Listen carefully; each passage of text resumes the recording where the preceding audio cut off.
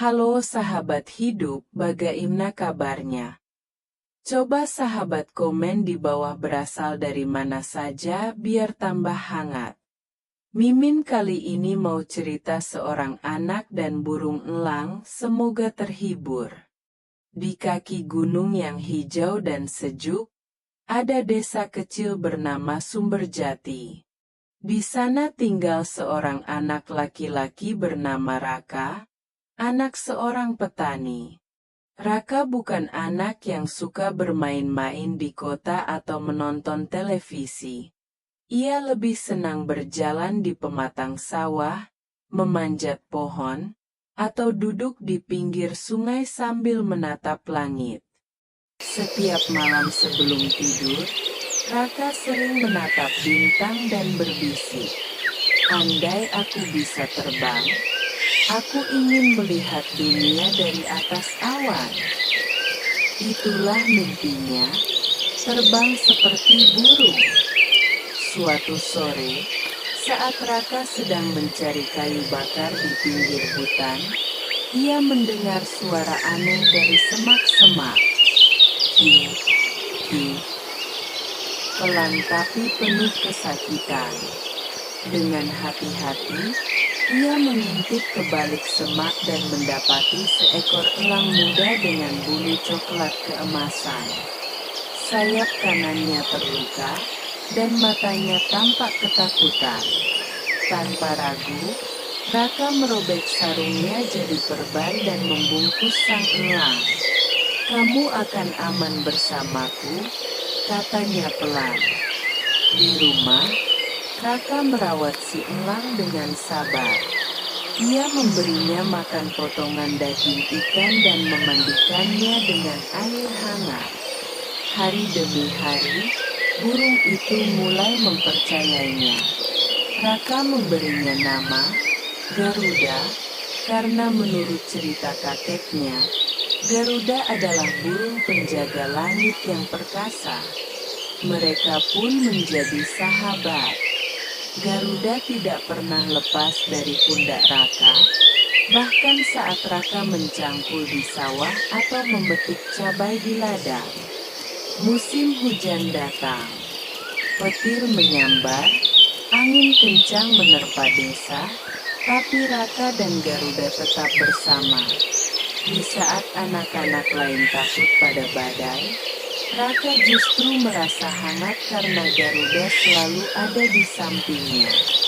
Mereka punya kode rahasia. Siulan panjang dari Raka akan membuat Garuda datang melukit dari langit. Dan diam-diam, Garuda membantu Raka. Ia menakuti burung-burung pemakan padi, dan bahkan mengusir tikus yang mengganggu ladang. Suatu pagi, Garuda mengepakkan sayapnya dengan kuat. Ia sudah pulih total. Raka tahu, saatnya akan tiba. Dengan mata berkaca-kaca, ia menggendong Garuda ke puncak Bukit Cemara. "Pergilah, sahabatku. Langit adalah rumahmu," kata Raka dengan suara gemetar. Garuda menatap Raka sejenak, lalu terbang tinggi, tinggi sekali, hingga hanya bayangannya yang terlihat di langit biru. Hari-hari berlalu. Raka kembali bekerja seperti biasa. Tapi setiap kali ia merasa sedih atau lelah, suara siulan khas terdengar di angkasa. Garuda datang dari langit, berputar-putar di atasnya, lalu melesat pergi secepat kilat. Mereka tak lagi bersama setiap hari, tapi hati mereka tak pe. Bertahun-tahun kemudian, Raka tumbuh menjadi penjaga hutan yang bijak. Ia melindungi pepohonan, sungai, dan semua makhluk di dalamnya. Orang-orang memanggilnya Raka Penjaga Langit, karena setiap kali ada bencana, seekor elang emas muncul di langit, menandakan Raka tak pernah sendiri. Di setiap dongeng yang ia ceritakan kepada anak-anak desa, ada satu kisah yang selalu jadi favorit. Dulu aku pernah punya sahabat dari langit. Namanya Garuda. Dari cerita tersebut bisa kita ambil nilai hikmah. 1. Persahabatan sejati tak mengenal batas. Raka dan Garuda berasal dari dunia yang sangat berbeda, manusia dan burung.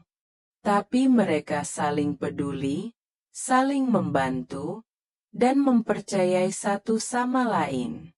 Tanda panah kanan tebal hikmahnya. Persahabatan sejati dibangun atas dasar kasih sayang dan kepercayaan, bukan karena kesamaan bentuk atau asal-usul. Yang kedua, kebaikan selalu kembali. Raka menyelamatkan Garuda tanpa mengharapkan imbalan. Tapi pada akhirnya, Garuda selalu hadir saat Raka membutuhkannya. Tanda panah kanan tebal hikmahnya. Kebaikan yang tulus akan kembali pada kita di waktu yang tak terduga. Yang ketiga, cinta pada alam membawa kebaikan. Raka tumbuh menjadi penjaga hutan karena ia mencintai alam sejak kecil. Ia tidak hanya menyayangi manusia, tapi juga hewan dan pepohonan. Tanda panah kanan tebal hikmahnya. Alam akan menjaga kita, jika kita menjaga alam. Yang keempat, merelakan bukan berarti kehilangan. Raka melepaskan Garuda meskipun itu menyakitkan. Tapi ia tahu, cinta sejati berarti membiarkan yang kita sayangi bebas.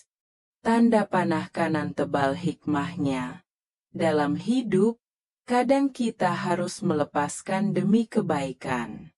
Tapi itu tidak menghapus nilai dari hubungan tersebut. Dan yang kelima, mimpi besar dimulai dari hati kecil. Raka punya mimpi sederhana, ingin terbang dan melihat dunia.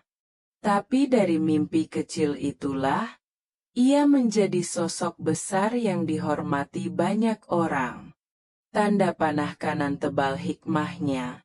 Jangan takut bermimpi, karena setiap mimpi bisa tumbuh jadi kenyataan jika diikuti dengan kebaikan dan ketekunan. Terima kasih sudah menonton dan mendengarkan, semoga sahabat semua menuyakainya.